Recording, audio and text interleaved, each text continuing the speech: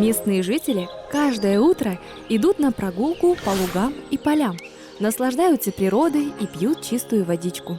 Несмотря на то, что родились и прожили здесь всю жизнь, они ни разу не слышали про чертово озеро, потому что они коровы.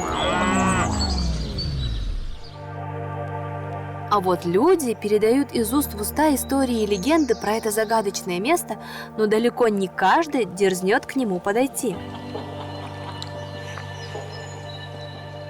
Мне самой страшно. И название устрашающее – Шайтан-Коль.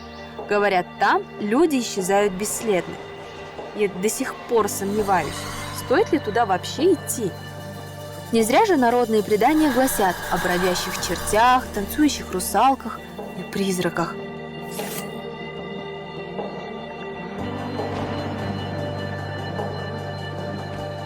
Дорога к озеру, на удивление, очень живописная. Мне даже кажется, что это как-то усыпляет бдительность, что ли.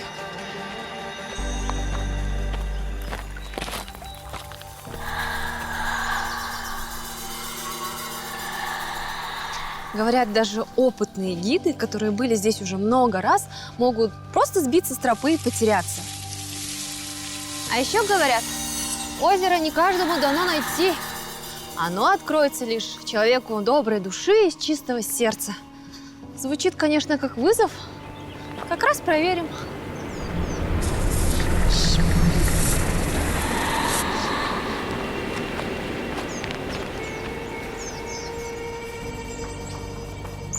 А вот и разрушен первый миф. Здесь же все по стрелочкам, невозможно заблудиться, так что квест хорошего человека пройден.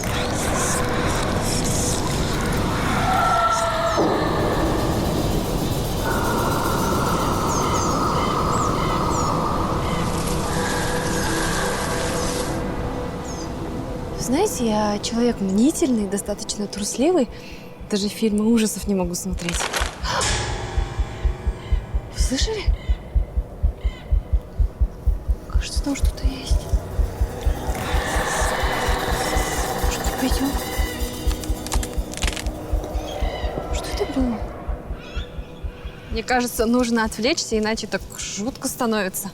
Кстати, этот лес напоминает природу Баянаула и Бурабая. Такие же высокие сосны, камни очень интересные. Кстати, удобные, как такие природные беседки. Можно посидеть, можно просто мимо пройти, пофоткаться.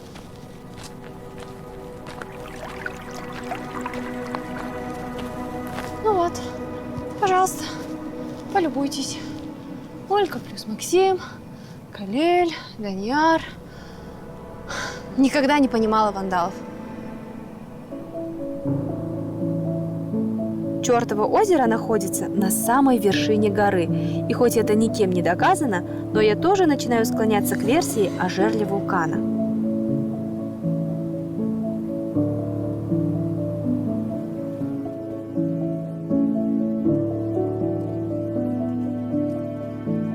Вау! Как красиво! Это озеро такое маленькое, уютненькое, симпатичное. Мне бы, если честно, в жизни не пришло в голову назвать это место Шайтан-Колем. Только если здесь действительно нет потусторонних сил. Или, может, здесь просто чертовски красиво?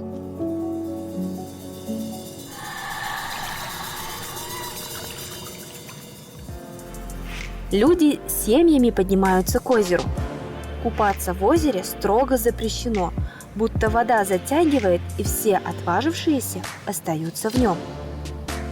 Скажу вам по секрету, здесь есть нарушители, только главное, что все целы. Смотрите, что я здесь нашла. Эта выемка непростая. Раньше сюда ставили кресты, дабы сделать озеро святым. Но они все время куда-то пропадали, и этот вариант не сработал, поэтому озеро осталось Шайтан-Колем. Кстати, как бы ни старались ученые, глубина горного водоема не установлена. Эзотерики твердят о портале в параллельный мир через его двойное дно. Раз уж я здесь, сделаю пару экстремальных и чертовски красивых фотографий. Ну и, пожалуй, спущусь, потому что от моей болтовни, кажется, реально какое-нибудь чудище может проснуться.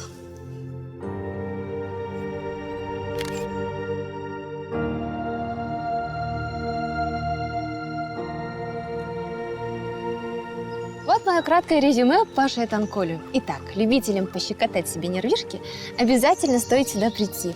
Подъем несложный, не самый крутой.